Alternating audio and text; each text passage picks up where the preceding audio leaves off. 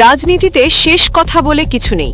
আগামী 12ই মার্চ ঘড়ির কাঁটা যখন ঠিক নির্দিষ্ট ঘরে পৌঁছাবে, বাংলাদেশের সংসদীয় ইতিহাসের সবচেয়ে বড় নীল নকশা কি উন্মোচিত হতে যাচ্ছে? যে আসনে বসে দেশের সর্বোচ্চ অভিভাবক ভাষণ দেবেন, সেই ভাষণ কি কেবলই কিছু শব্দের সংকলন, নাকি এক রক্তহীন দরা প্রহসন? সুপ্রিম কোর্টের করিডোর থেকে শুরু করে রাজপথের আড্ডায় এখন একটাই গুঞ্জন, সেই দিন কি সংসদ কক্ষ থেকে গণ ওয়াকআউট হতে যাচ্ছে? ইতিহাসের এক অভূতপূর্ব বিস্ফোরণের অপেক্ষায় পুরো জাতি। কিন্তু পর্দার আড়ালে আসলে কোন মাস্টারমাইন্ড কলকাঠি নাড়ছেন? কেন বলা হচ্ছে 12ই মার্চই হবে নতুন বাংলাদেশের দ্বিতীয় বিপ্লবের অগ্নি পরীক্ষা?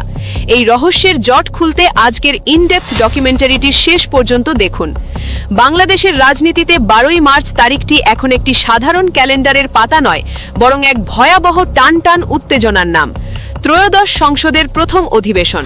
প্রথা অনুযায়ী মহামান্য রাষ্ট্রপতি সেখানে ভাষণ দেবেন, কিন্তু এবার পরিস্থিতি ভিন্ন।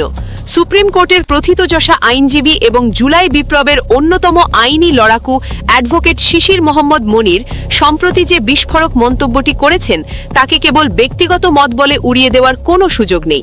এটি মূলত জুলাইয়ের সেই রক্তহীন করা গণ অভ্যুত্থানের প্রেক্ষাপটে ছাত্র জনতার জমাটবদ্ধ ক্ষোভের একটি আইনি ও রাজনৈতিক বহিঃপ্রকাশ।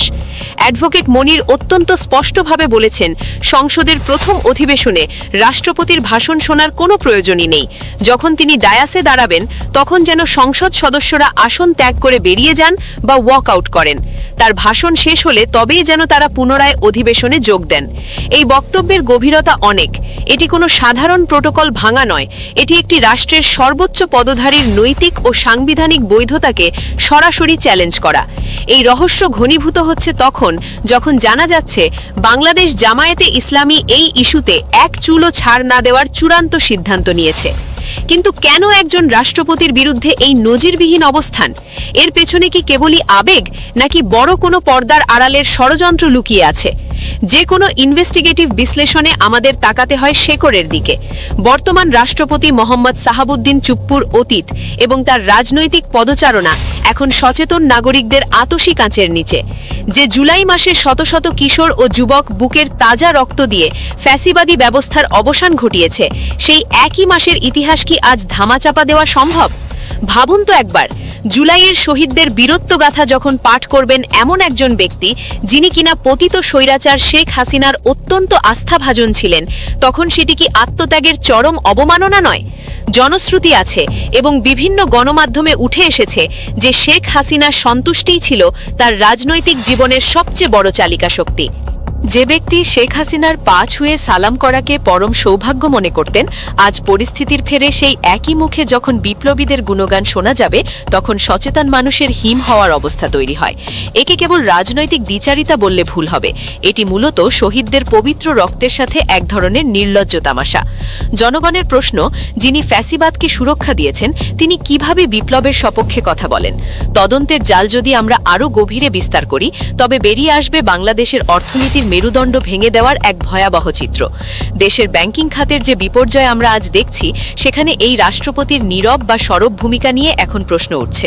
বিশেষ করে ইসলামী ব্যাংক, যা ছিল দেশের আপামর ধর্মপ্রাণ মানুষের আস্থার প্রতীক এবং অর্থনীতির অন্যতম শক্তিশালী স্তম্ভ।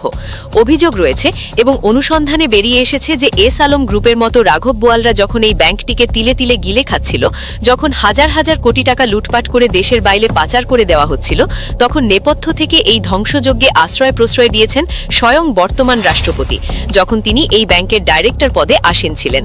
যারা অর্থনীতির ঘাতক হিসেবে কাজ করেছেন, আজ তারাই কি সংসদ অধিবেশনে দাঁড়িয়ে দেশ গড়ার নীতিবাক্য শোনাবেন? অর্থনীতি ধ্বংসকারীরা যখন সংসদে দাঁড়িয়ে অর্থনীতি গড়ার গল্প বলবেন, তখন সংসদ সদস্যরা হাততালি দিয়ে তা শুনবেন।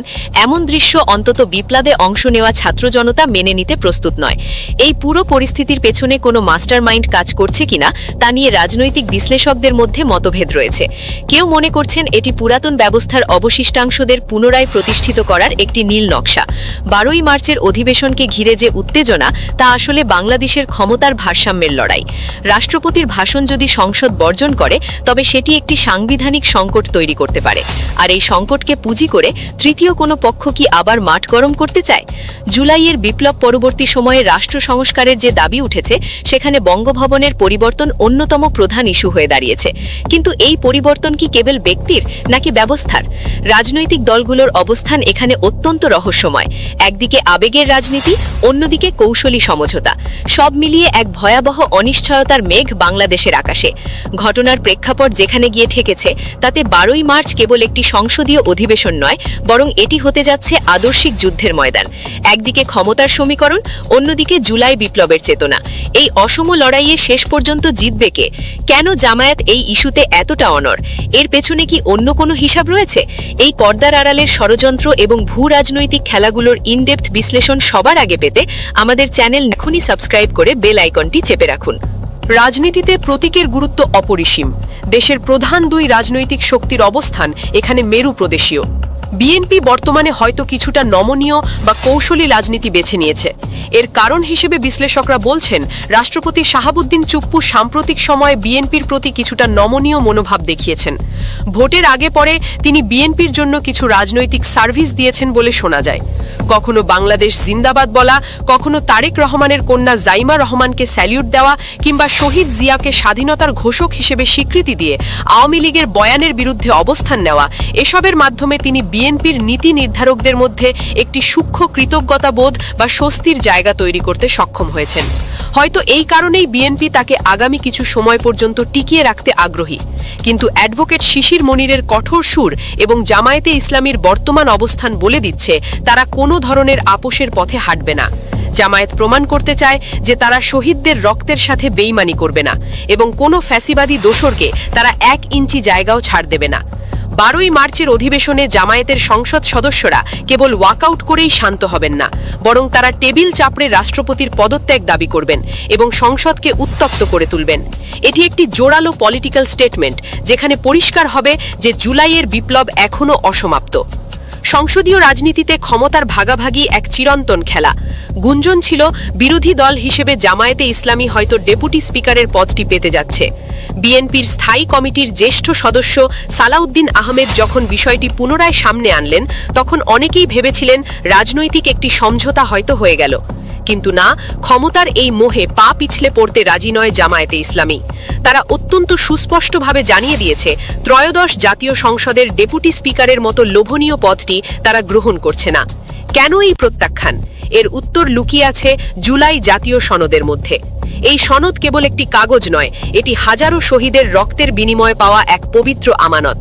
জামায়াতের সহকারী সেক্রেটারি জেনারেল মাওলানা আব্দুল হালিমের কথায় সেই ক্ষোভ এবং আদর্শিক দৃঢ়তা ফুটে উঠেছে। তিনি যা বলেছেন তা তলিয়ে দেখলে বোঝা যায় বর্তমান ক্ষমতাসীন দল বিএনপির সাথে বিরোধী দল জামায়াতের কাঠামোগত সংস্কার নিয়ে ঠিক কতটা দূরত্ব তৈরি হয়েছে।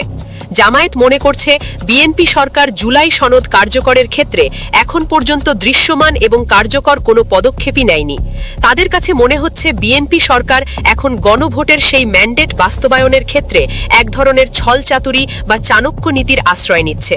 সবচেয়ে বিস্ফোরক যে অভিযোগটি জামায়াতের পক্ষ থেকে করা হয়েছে তা হলো আদালতের ঘাড়ের বন্দুক রেখে গণভোটের রায় বানচাল করার চেষ্টা। এটি গণতন্ত্রকামী মানুষের জন্য এক হিম হওয়ার অবস্থা। জামাত স্পষ্ট বার্তা দিচ্ছে যে যে সনদে তারা নিজেরা স্বাক্ষর করেছে, যে সংস্কারের জন্য মানুষ হ্যাঁ ভোট দিয়ে রায় দিয়েছে, সেই জন আকাঙ্ক্ষা পূর্ণাঙ্গভাবে বাস্তবায়ন না হওয়া পর্যন্ত কোনো পদবি তাদের টলাতে পারবে না। তারা শুধু সংসদে বসে হ্যাঁ জয়যুক্ত বলার পুতুল বিরোধী দল হতে চায় না। তারা চায় জুলাই সনদে থাকা প্রতিটি সংস্কার প্রস্তাবের পরিষ্কার রূপরেখা, নচেত জাতির মনে যে প্রশ্ন থেকে যাবে সেই প্রশ্নের দায়ভার জামায়াত নিতে রাজি নয়। অ্যাডভোকেট শিশির মনিরের প্রস্তাবিত ওয়াকআউট বা জামায়াতের পদত্যাগের দাবি কেবল সংসদের ভেতরকার বিষয় নয়, এটি সারা দেশের প্রতিটি ঘরে ঘরে এখন আলোচনার কেন্দ্রবিন্দু। মানুষ চায় স্বচ্ছতা, মানুষ চায় বিচার। অর্থনীতির লুটপাটকারী এবং জুলাই হত্যাকাণ্ডের মদতদাতাদের বিচার না হওয়া পর্যন্ত এই ক্ষোভ প্রশমিত হবে না। সংসদ যদি এই দাবিগুলো উপেক্ষা করে কেবল আনুষ্ঠানিকতায় মেতে ওঠে, তবে রাজপথ আবার উত্তপ্ত হয়ে ওঠার ভয়াবহ সম্ভাবনা রয়েছে।